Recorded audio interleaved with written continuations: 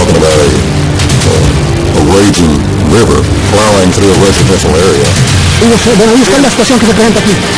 Pues la situación es muy crítica, muy difícil. We didn't know then whether the river was going to continue to come up or not. It was pandemonium and screaming and cries for help. Así es, que esta situación es difícil ver niñas llorando, o sea, niñas de 6, 7 años llorando. I could see dozens of people on the houses that were their only hope. This little girl was under the tree. She was terrified. From the Weather Channel, this is Storm Stories with meteorologist Jim Cantore.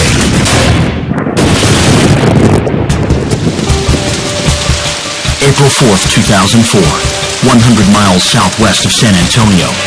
A hailstorm hammers the small town of Crystal City, Texas.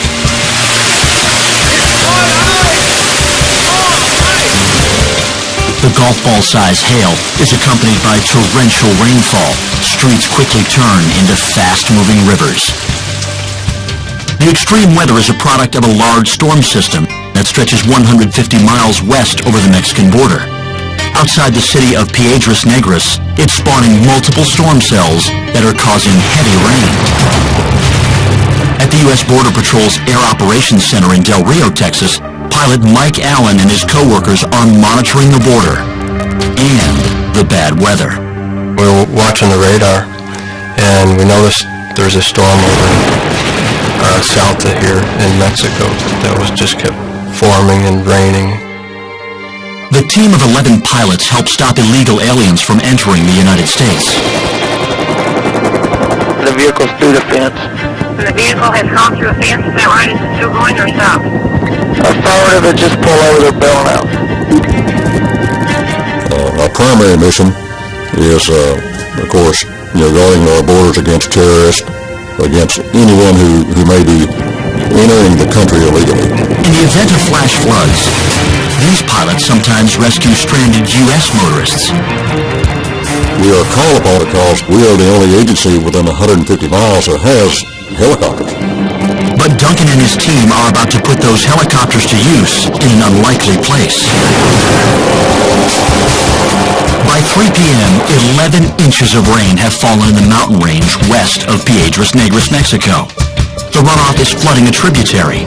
Now, it's building into a 25-foot wall of water, and it's heading straight for the 200,000 people who live here. The local media barely have time to warn residents of the approaching flash flood. By nightfall, it's already too late for some. ¿Tu papá qué fue lo que pasó? No sé, estaba tomando. Aquí en el río. No sé. ¿Se presume que se lo llevó la corriente? By 8 p.m., hundreds of terrified people scramble to rooftops and trees to keep above the water. Others form human chains to escape the rising flood. Mexican emergency vehicles rush toward the hardest-hit sections of the city, but there is no way for them to reach everyone. The city's main bridge is already underwater. Pues la situación es muy crítica, muy difícil, y desgraciadamente nosotros, haz de cuenta que también nos quedamos atorados. Mexico's emergency response center is overwhelmed with desperate callers. Many Mexicans turn to the U.S. Border Patrol for help. Agent Randy Clark fields dozens of calls. You could just hear the panic in the voices. This was a genuine request for help, and right away the community realized that the method that was needed to perform these rescues was of an air operations nature. Only one obstacle stands in their way: bureaucracy. Piedras Negras Mayor Claudio Brace is trying to cut through the red tape. The problem I got, it was trying to convince the Mexican federal authorities to let them cross into our country. By 10 p.m., Mayor Brace decides to ignore Mexican authorities. He makes a critical decision. Posible que él venga, no nos preocupa en este momento tanto, sino el apoyo de helicópteros y viendo algún tipo de ayuda de helicópteros de la Unión Americana, aunque andamos buscando civiles. Chief Pilot Drew Duncan is finally given the go-ahead. Within minutes, 5 pilots board 2 separate helicopters and take off for the 50-mile flight. The men are concerned about conducting a large-scale rescue mission into unfamiliar territory. I had a feeling that it was going to be pretty bad. I've never flown in Mexico. And, it's dark, it's at night. Their anxiety only increases when they reach Piedras Negras. I was extremely worried. Power was out in that area, and people were in trees, and they were on houses and rooftops. There was pandemonium and screaming and cries for help. 14 city blocks are almost submerged under the 20-foot deep flood, and the water is climbing higher. Antonio Hernandez, his wife, and 4 children are trapped on the roof of their 2-story house. Yo pensé que todo se había acabado para nosotros. I thought everything was over for us. I said, that's it. The rising water forces the Hernandez family to seek safety in 2 trees next to their roof. Antonio and 2 of his daughters, ages 11 and 13, find space in one tree, while Antonio's wife, Elida, makes her way up another, along with the couple's 3rd daughter, 9-year-old Alejandra, and their 6-year-old son.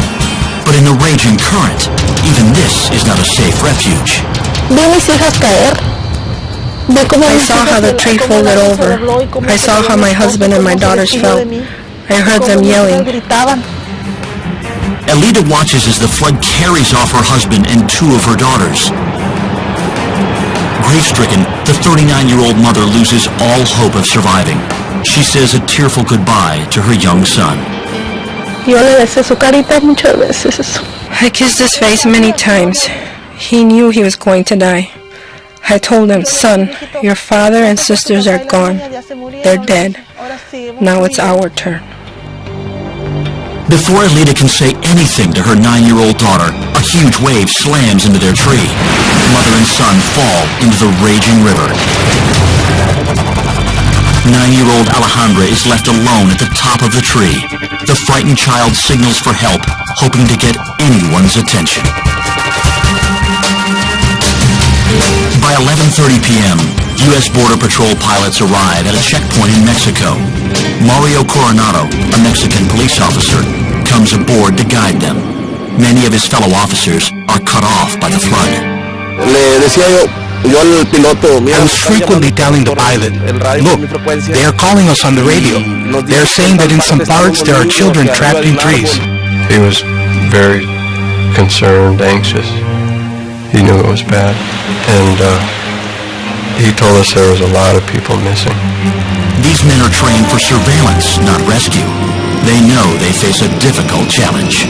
Usually those kind of rescues were pretty difficult in the daytime. And I wasn't really sure how we were going to pull it off at night. 2 miles into the Mexican city, Mike gets his first glimpse of the flood. At first it didn't look too serious to me.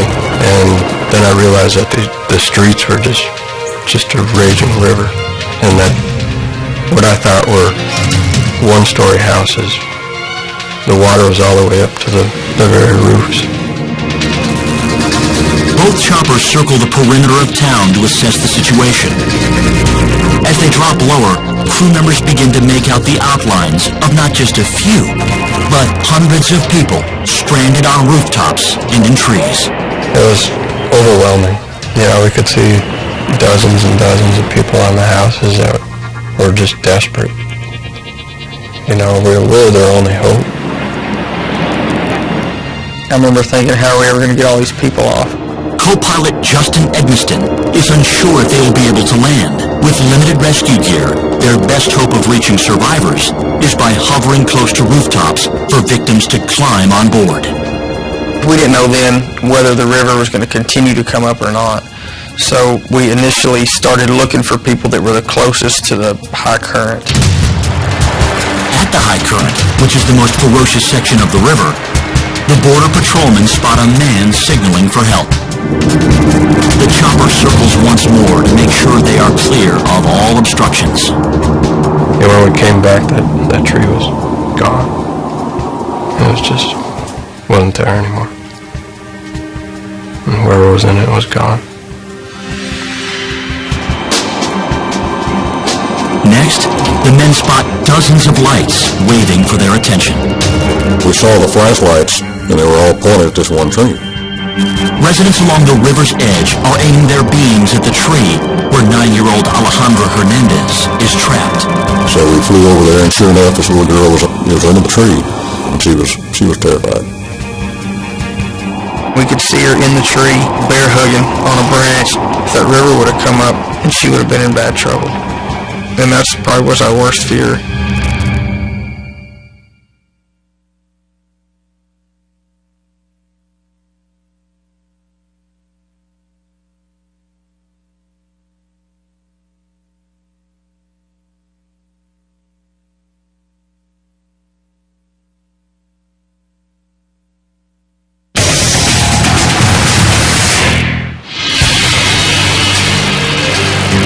Sunday, April 4th, 2004.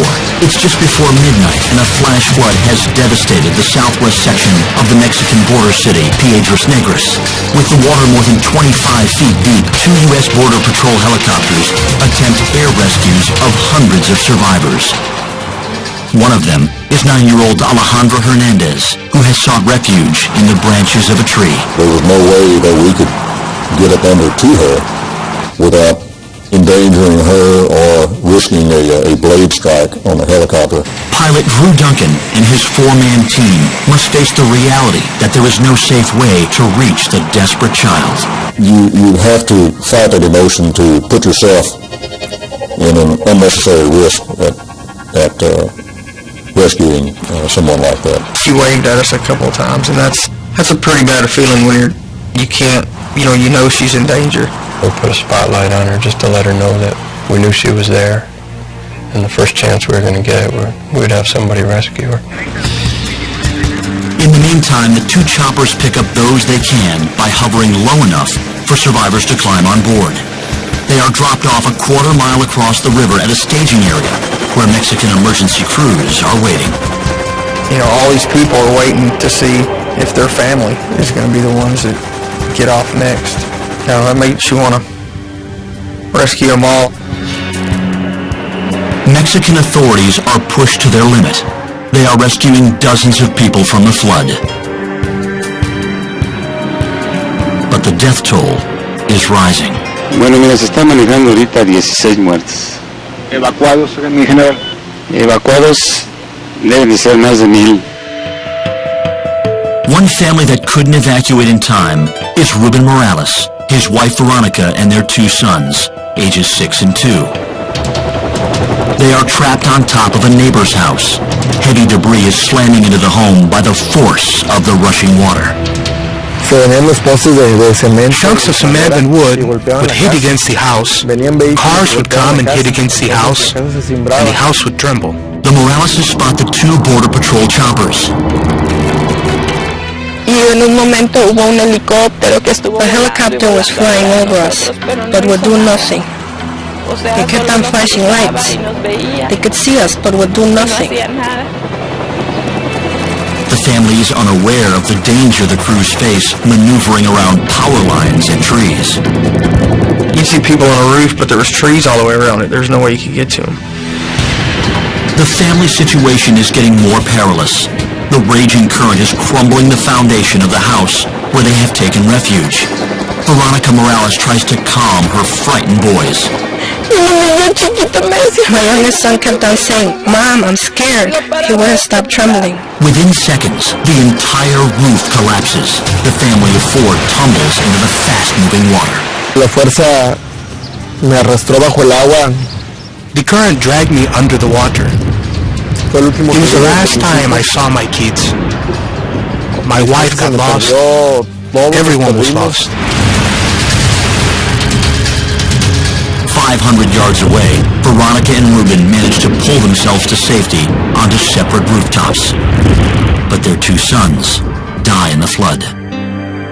Lo más triste fue que no hubo ni un abrazo, ni un beso. The saddest part was that there was no hug or kiss, no goodbye, just tears, pain, sadness, seeing how they were being dragged through the water, their scared faces. Sus caras de miedo.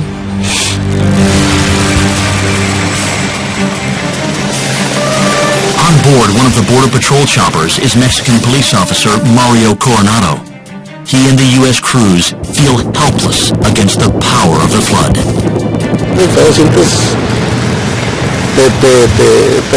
You feel traumatized because you can't help everyone at the same time. We would grab people in pairs. Also hampering rescue efforts is the loss of electricity across much of the city. In the darkness, pilots must be on alert for another danger, radio towers. I remember my co-pilot yelling out, "There's a tower," but it was probably a 300-foot tower. And due to the electricity outage, there were no lights in that tower. At that point is when I realized that, these hazards are real. One of the choppers hovers over an unidentified woman clinging to a rooftop. Officer Coronado makes a bold move to help rescue her. One of the police officers was with us, crawled out of the helicopter and up the pitch of the roof and got her, and then they crawled back over and then into the aircraft. That one was pretty scary. The thought of her falling off the roof or walking into the helicopter blades was pretty nerve-wracking. You forget about your fear. All you want to do is help, and get as many people out as you can. By 1 a.m., the U.S. Border Patrol has managed to rescue only about a dozen people.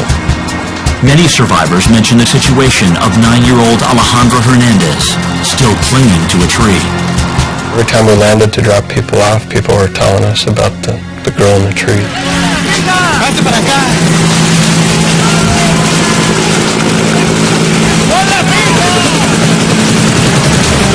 The two choppers head back toward Alejandra, hoping to find another way to reach her. The water level has dipped below 20 feet, and the raging torrent is slowing down. Finally, after 3 hours, the Mexican Red Cross is able to get a boat safely in the water and approach the girl.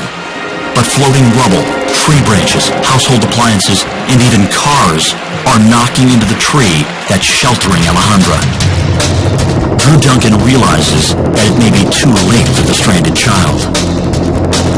There were cars wrapped around trees, inside buildings, on top of buildings, a lot of down power lines, and of course a lot of debris floating down the river. Our concern was if any debris floated down and stacked up against that tree, that it could snap over.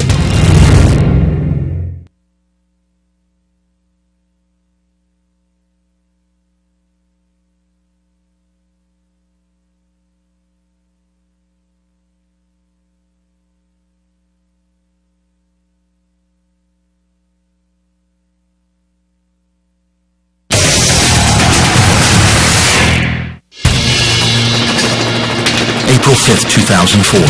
2 miles from the southwest Texas border, a flash flood has overcome a section of Piedras Negras, Mexico.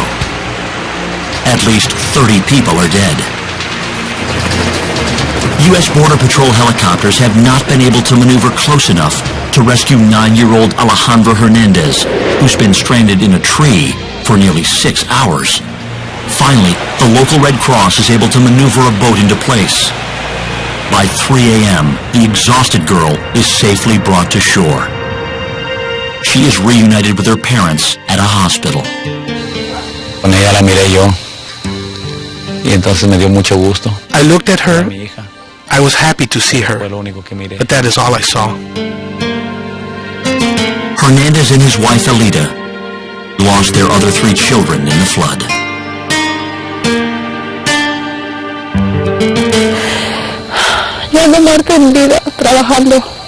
I am living but dead inside, just working. I only live for my daughter.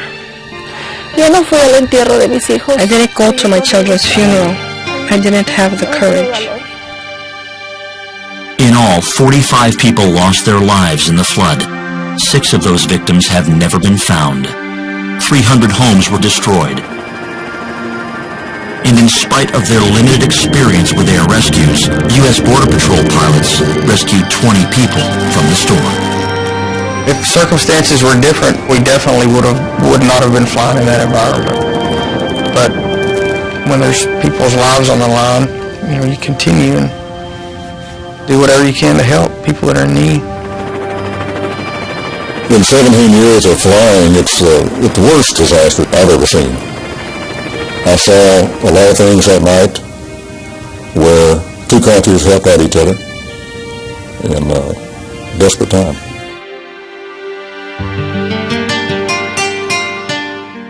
It's kind of awkward that the U.S. Border Patrol is an entity created to stop illegal aliens coming into the U.S. In a disaster, in a tragedy, there were no borders. We perform a mission along the border, but that mission also includes protecting the safety of the community as well.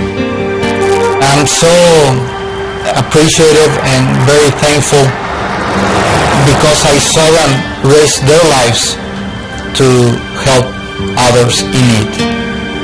What are some causes of flash floods, and how can you protect yourself from them?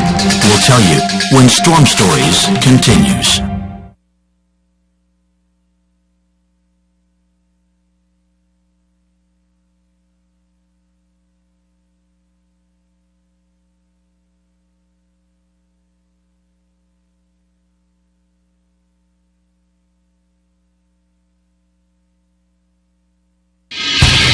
So what are some causes of flash floods, and how can you protect yourself from them?